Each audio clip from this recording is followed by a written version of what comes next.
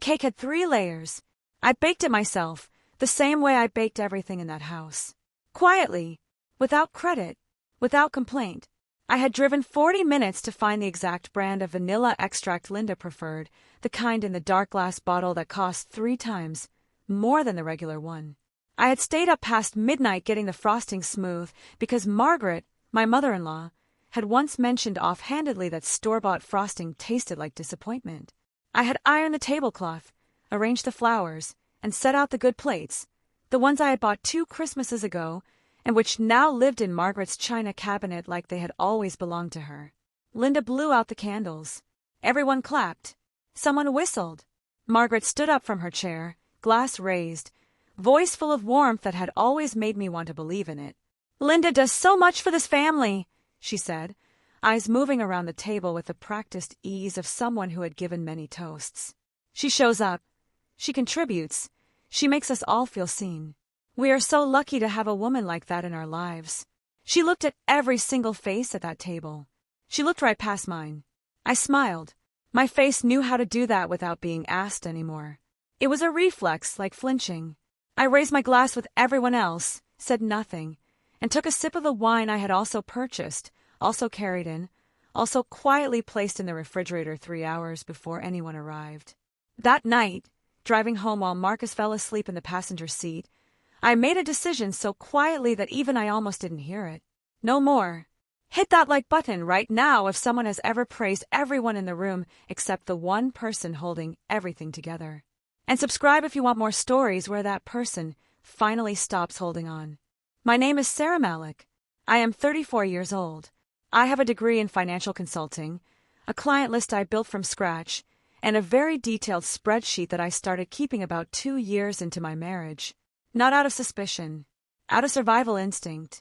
Something in me knew, even before I could articulate it, that one day I would need to show someone the truth in numbers because words would never be enough. For 3 years, I funded a family that forgot I existed.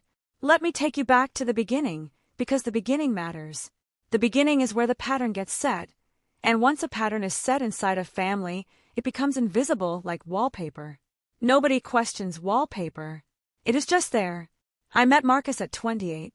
He was introduced through a mutual friend at a dinner party, the kind of dinner party where everyone is performing slightly better versions of themselves.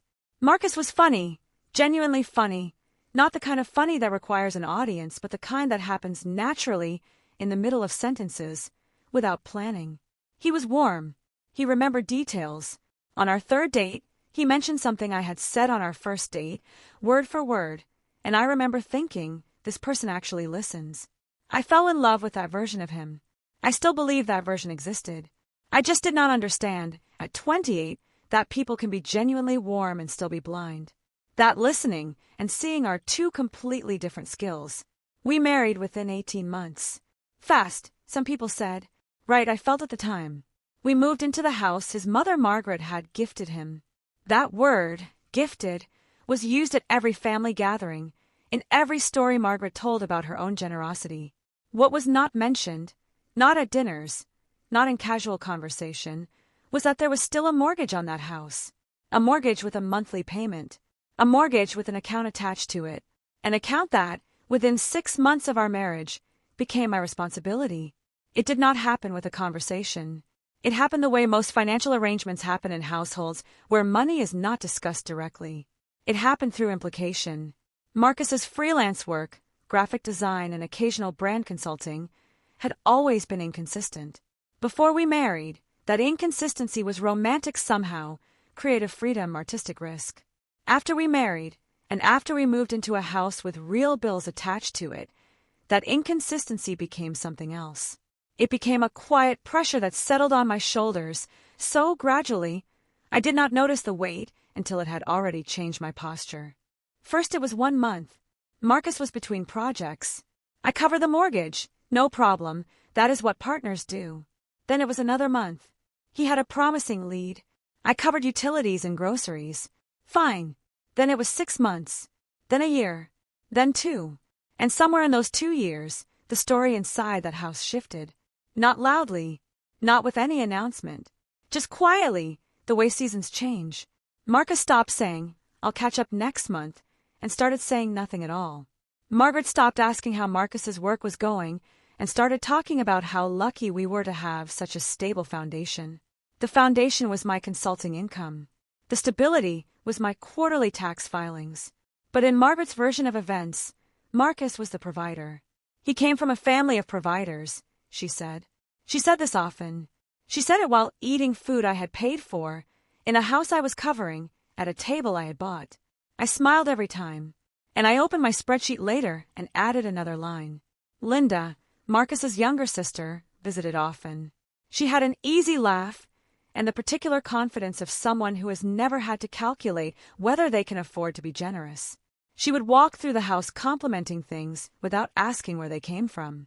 I love this couch. These curtains are so pretty. The garden looks amazing. She said these things to Marcus, to Margaret, occasionally to the general air of the room.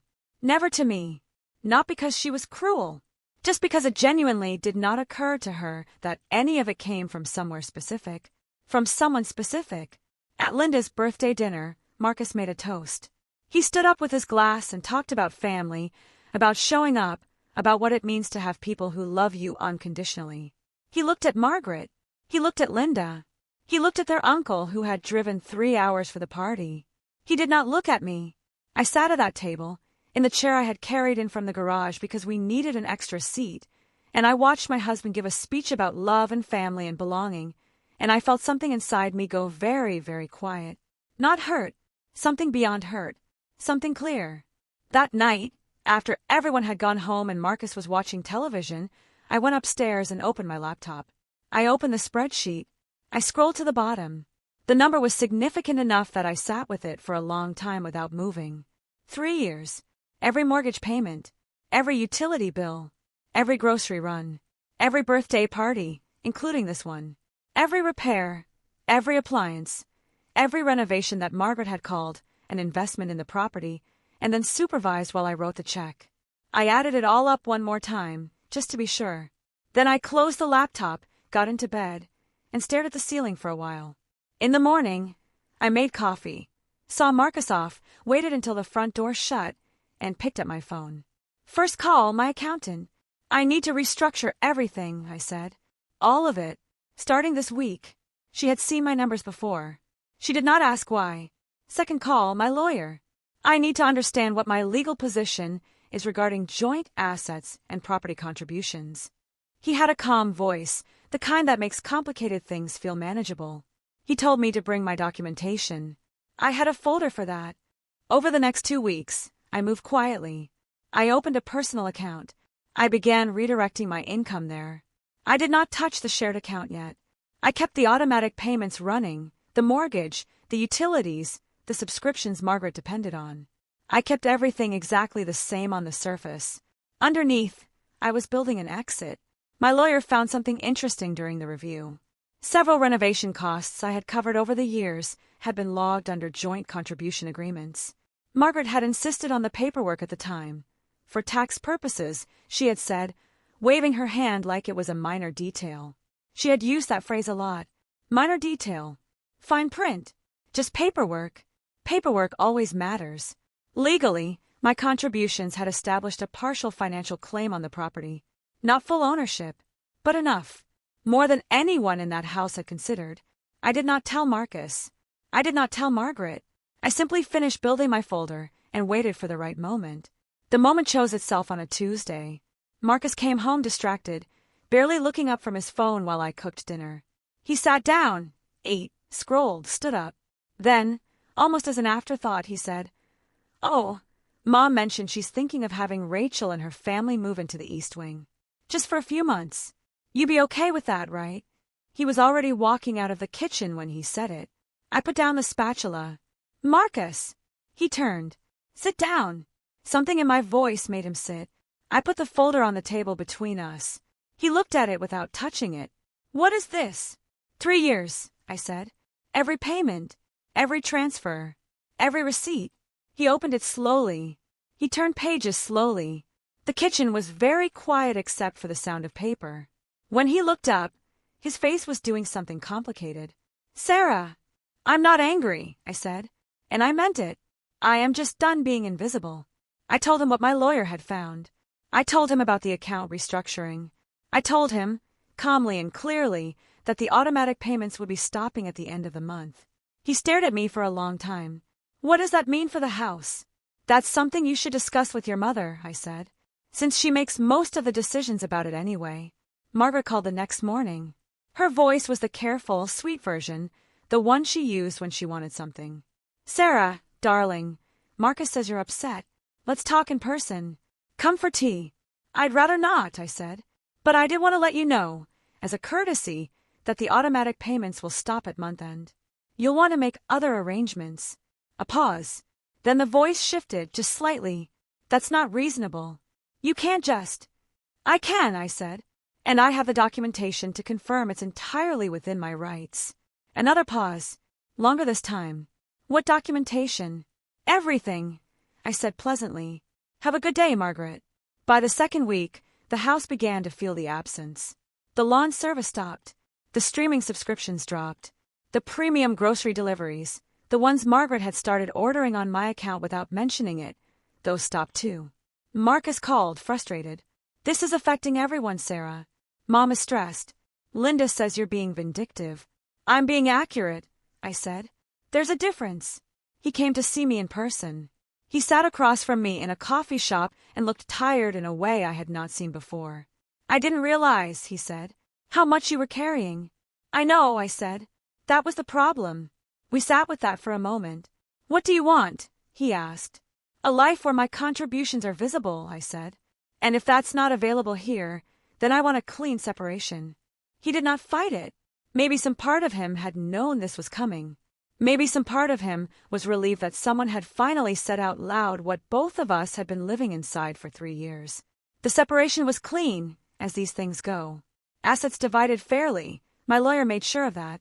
The house was sold within 4 months. Margaret moved into something smaller. Linda stopped making jokes about the couch. Marcus sent one message, 6 months later. Just a few lines. He said he thought about the birthday dinner sometimes. He said he was sorry he didn't look at me during the toast. I read it twice. Then I set my phone face down, looked out the window of my new apartment, the one with the morning light I had specifically chosen when I signed the lease, and I felt something I had almost forgotten was possible. Peace. The real kind. Not the exhausted, performed kind that comes from keeping everything running smoothly. The real kind, the kind that has space in it, that does not require you to disappear to maintain it. My new place has 1 bookshelf, 2 windows, and a kitchen where everything is exactly where I put it. I drink my coffee at the table I chose, sitting in the chair I bought, in the silence I built. Nobody schedules my worth here. Nobody looks past me. And every morning, for a few minutes before the day starts, I open my laptop and look at a new spreadsheet. Not payments and transfers this time. Goals. Plans. A life built on purpose, with my name on every single line. Respect is not something that arrives automatically with love. It has to be chosen, actively every day. And when someone consistently chooses not to see you, the most powerful thing you can do is simply stop making yourself available to be overlooked. I was not pushed out of that family. I walked out, and the difference between those two things is everything. If this story felt like a deep exhale, smash that like button right now. Have you ever been the invisible one holding everything together while someone else got the credit? Tell me in the comments. I read every single one. Subscribe for more stories where the quiet one finally speaks up, and the room finally feels what it lost. See you in the next one.